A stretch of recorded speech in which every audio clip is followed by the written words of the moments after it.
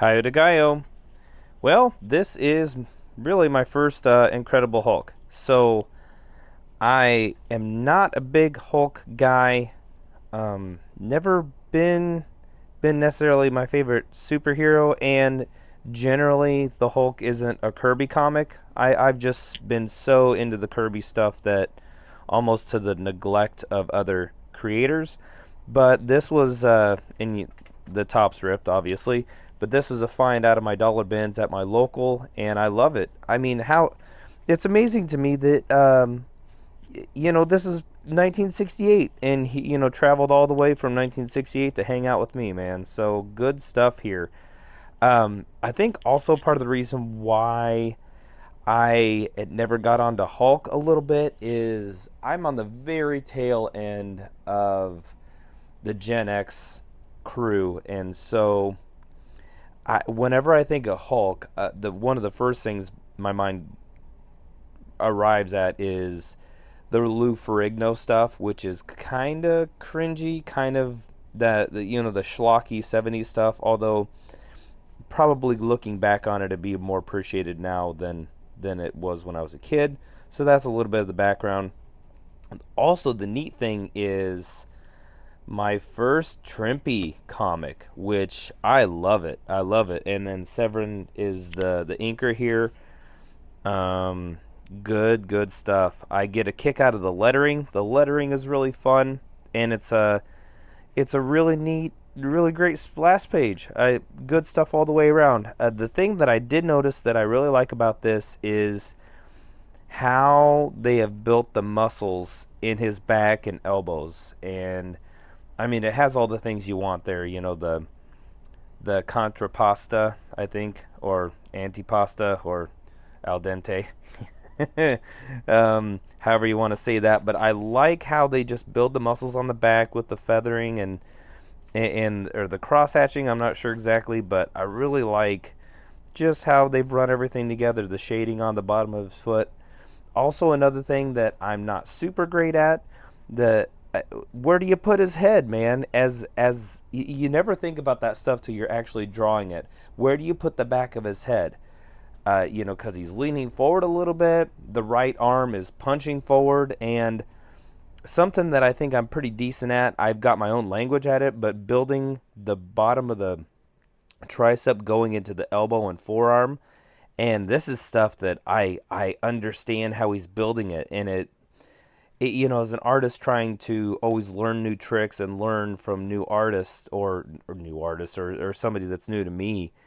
It's like, oh, how did they build that? That's cool how they did that. And so you see other people's take on anatomy, and I really like it because this top part here, I and it feels good as a guy who sees himself as kind of a ham and egger guy, that I see how they build the muscles, and I'm like, oh, I understand what they're doing. It was kind of a neat thing, maybe.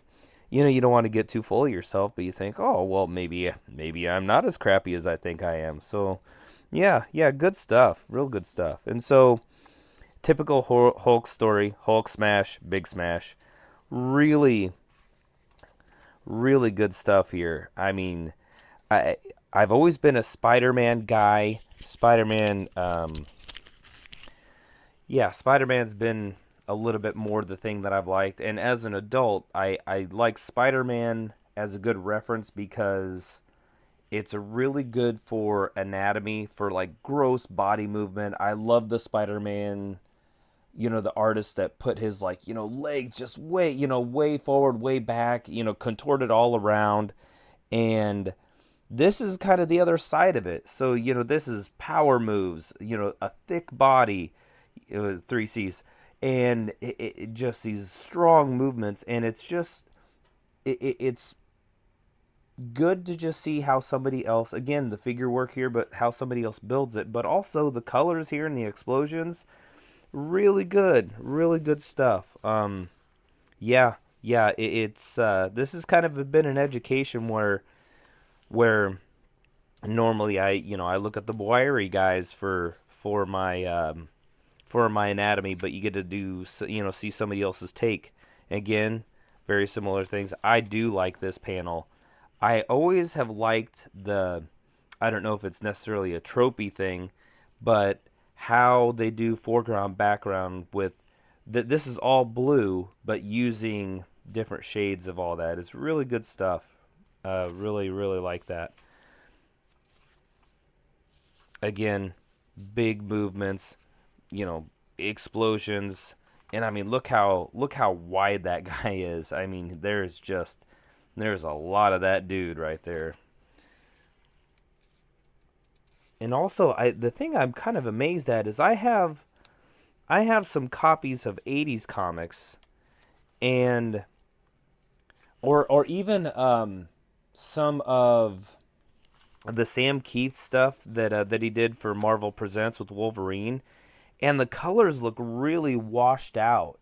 And this is at least twice as old as that, and everything. I mean, look at the seps on the clouds. That's really really good stuff. And something I've pointed out in other comics that are a little bit older, I like it when they take a panel for setting and it's just geography. Just gives you a little bit of notion of where you're at. Um, I'm not the I'm not the slickest guy with drawing backgrounds. I keep them pretty basic, but that is something I'll definitely incorporate into communicating where the characters are and how they move through the panels. Is have a panel where you take intentionally show, zoom out and have them where they're, where you're giving the reader a little bit of context where your character's at. Again, look at this. Um, this isn't Kirby Crackle, but it's really cool. I think he rides this rocket up, it explodes, and this is the explosions he's in the middle of. Really good colors, really amazing stuff. And we'll have some other pretty slick stuff going on. So the story continues. Again, look at this. Look at this full page. My goodness. Hmm. I mean, just really pretty work. So we go on through the story, and then he meets this other character. I mean, oh, oof. Yeah, I'm just a little bit gobsmacked here just with everything that's going on. What a great transformation. In my own work, I've been hooked on some of the really early newspaper guys, and if I were doing there's a couple of things where I do where I'll do a transition like this where it's almost animation, but I break it up into their own panels. But this is a really nice transition, and oh, I just caught it right here. So we go from dark cosmic to light, and look how that's all. I'll bring it back up again. Look how that's all broke up. The black is breaking up almost like a rock cracking. Good stuff. And then again, we have this guy now introduced in here. Cool flames, cool picture, man. Really good stuff. So we got this new character. I think half of it is the Hulk. Something happened to the Hulk, and then he meets this guy. Again, I didn't get into the story too much because I was just kind of overwhelmed by some of the work. So apparently these barbarian guys grab the Hulk.